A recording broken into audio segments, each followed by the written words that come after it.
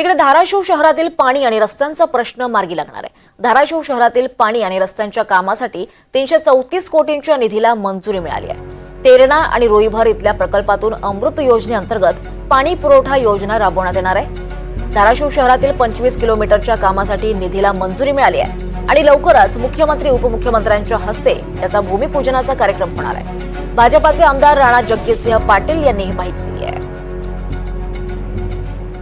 आपल्या शहराचा पाणी पुरवठा जो आहे तो अजून सक्षम करण्याच्या अनुषंगाने आणि 24/7 जे आपल्याला पाणी धाराशिव शहरात द्यायचं आहे त्याच्या अनुषंगाने ती योजना आहे आणि नगरोत्थानच्या माध्यमातून 154 कोटीची योजना आहे। अंदाजे 25 किलोमीटर लांबीचा रस्ता।